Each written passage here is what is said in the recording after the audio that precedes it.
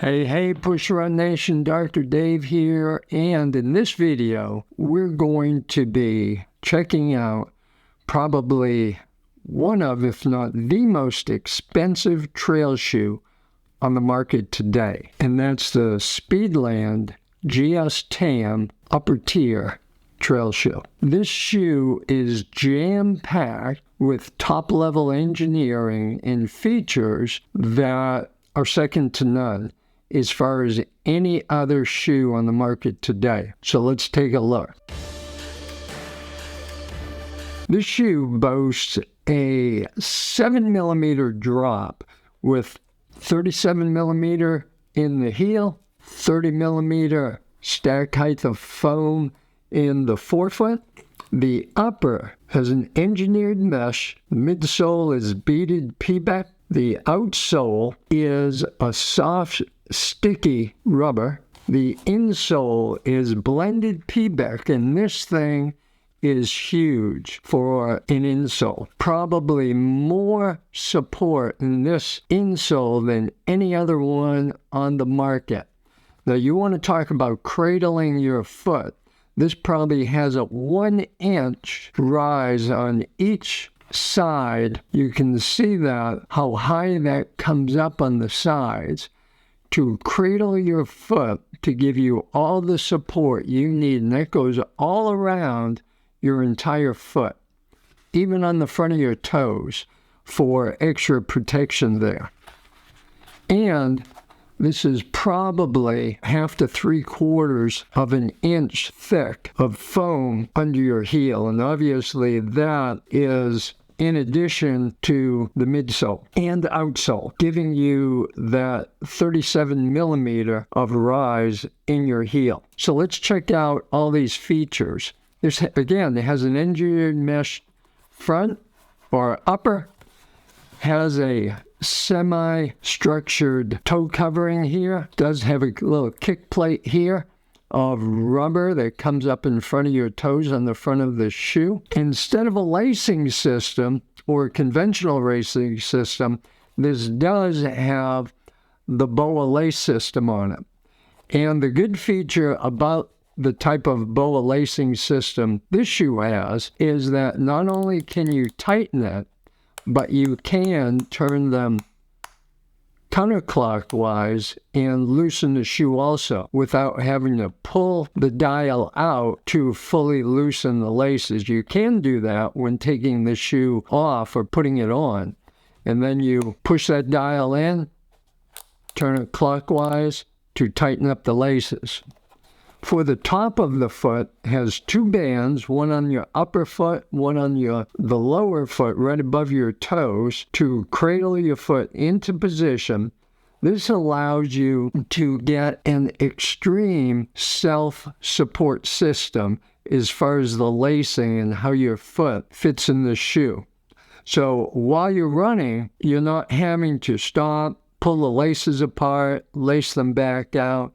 Very easily, you can tighten and loosen that dial while on the run. This does have some support and some cushioning around the ankle area. This doesn't have any extra padding under the top here, top of the tongue, which is a fully gusseted one-piece sock-like upper. Now, the only problem I had with the shoe on my right foot is right about here. For whatever reason, my third toe in rubbed on here to the point of drawing a little blood on my toe. And then that started burning. So I didn't know exactly what my toe was rubbing up against or whether it was banging somehow on something on the front of the shoe, but there's nothing there that would cause that. So possibly it was just maybe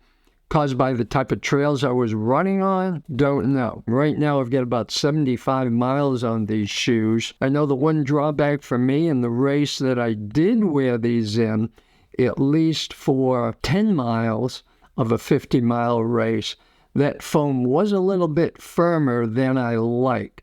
So hopefully when I get up to the 100-mile mark, these will start to soften up a little bit and I'll really start to enjoy that ride. Now, as far as the fit on the shoe, I already mentioned about being able to dial in a custom fit as far as the mid part of your foot.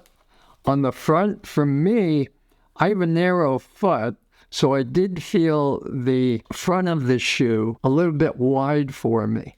But that can be corrected with, for me at least, wearing a little bit heavier cushion sock, which I like to wear during ultra races anyway, and dialing in those boa laces. At least in later stages of an ultra marathon, when my feet tend to swell up, and I live in South Carolina where it does get into the 90s and 100s during the summertime with humidity, which again make my feet swell a little bit. I'm sure that wideness in this shoe will then help me out at that point. I won't be feeling that extra spacing in the forefoot at all. Now, another feature of the shoe is it does come with a separate, and this is a separate purchase, what they're calling Carbex Plate.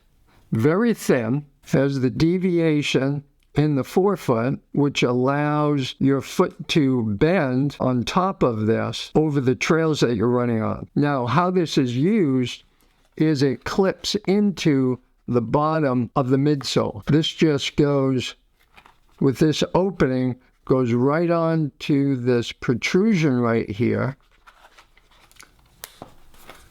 You put it on sidewards, and then spin it up, and there's a cutout on the bottom of the midsole that the plate fits right into. And then this just goes right into your shoe. Now, the one drawback is if you do want that extra plate, that's an extra $35 purchase on top of the $275 the shoe retails for. So again, this is the Nike Alpha Fly, price-wise at least, of trail shoes. $275, $35. So you're looking at over $300 for these together. But if you want the top technology, this is the shoe to go. The shoe company is not looking to market to the mass appeal of the trail running community. They're looking at catering to that small crowd out there that is super passionate about trail running and want all these top features. There was a couple runners who ran with the shoe at the Cocodona 250 last month, did very well in the race, so the shoe must have done something for them. Durability,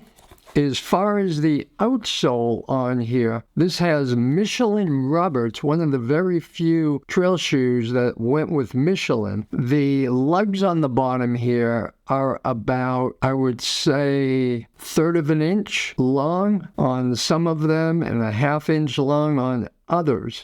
So this does look like it does grip very well on a variety of surfaces. Because the smaller lugs, this will be good for elevated trails, mountain trails you're going up and coming down, rather than being longer and wider like on the New Balance Fresh Foam Exmore version 3 shoe. So durability-wise, I would think this shoe is going to enable you to go for at least 600 to 800 miles before any major breakdown is going to be happening for you. The major drawback on the shoe for most people is the price.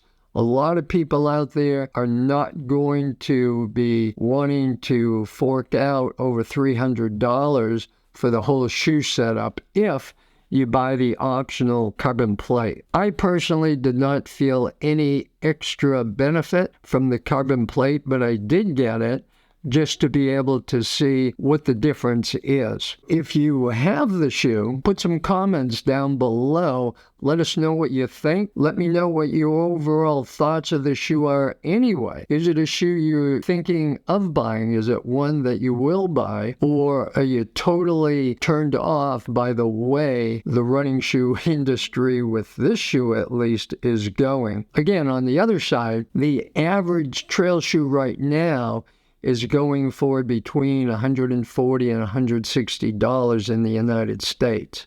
So you're looking at double the price in shoe right here. But again, there's a lot more advanced features in the Speedland that no other shoe on the market will give you. Let me know what you think. Put your comments down below, and I guarantee you I'll respond to you. This is Dr. Dave, your personal running performance coach. I'll see you out in the streets, trails, and streets. Peace.